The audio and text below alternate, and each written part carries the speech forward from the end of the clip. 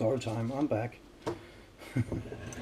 Now,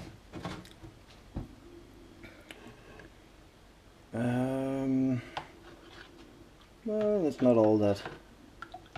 It's all not all stirred up, but it doesn't matter. You can see it's not totally watery, but it's liquefied enough. And I'll just stir that in with the... Oh, I have to watch out for the temperature. No, I think it's okay. As I said before, if the temperature is too high, then the yeast will die. And if it's higher than your normal body temperature, that's the way to go, actually, to measure it. Well, this is colder than my hands. Good. And for starters, as hot as you can get it for starters, the better, because it'll speed up the process very much. We're talking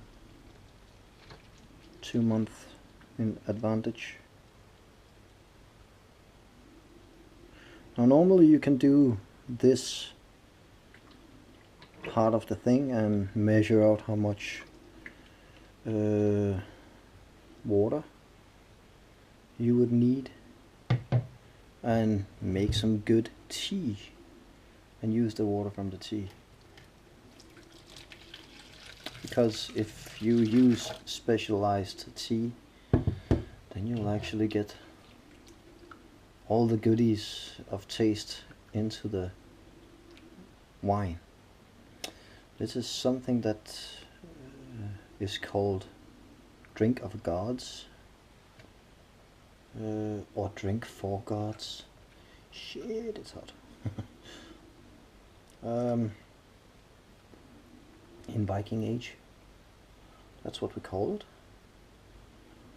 And Vikings didn't used to drink this every day. They used it on special occasions, battle performances, or preparances.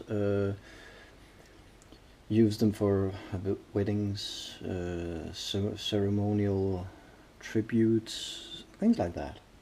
But some of the very known old script is actually not with yeast, it's letting it yeast itself.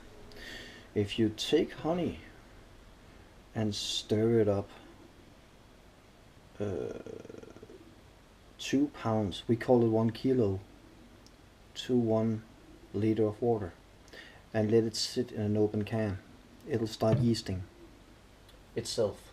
And after a couple of weeks, you'll have to close it up and stir it up. And for the first 2 weeks, you'll have to clear out the air in the container every day in the barrel. And after 14 days, 3 weeks maybe, you will have to seal it up completely and not touch it, and just let the gas come out somehow. I don't know exactly how they did it, because there are many ways to do that, but they talked about in a specific way to do it. And then you'd have your honey blend, and that would actually be very strong.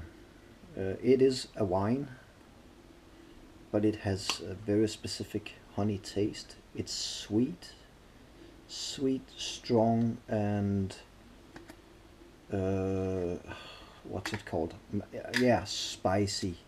It's not spicy as in strong taste, strong flavor like that, but it has some spices in it.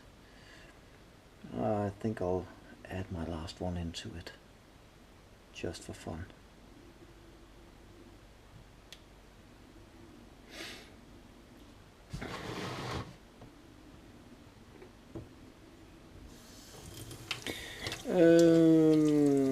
The first known writings of mead made in made for Vikings is more than 2,000 years old. I think it's more like 3,000 years old, if I'm not mistaken. And me and my best friend talked about doing this when we were kids. I say I was a kid 20 years ago, 25 years ago. Well, late 80s. One day he said, well, I've got a surprise for you. What?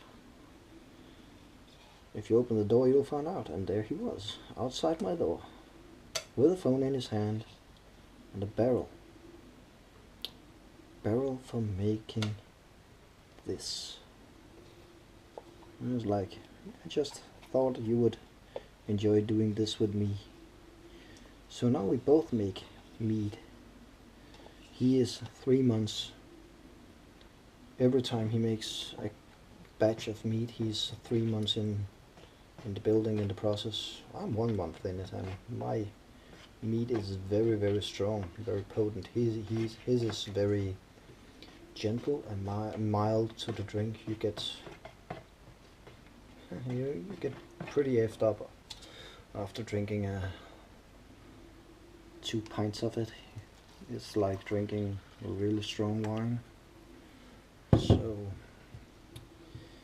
you can drink one of these large IKEA glasses I got over here with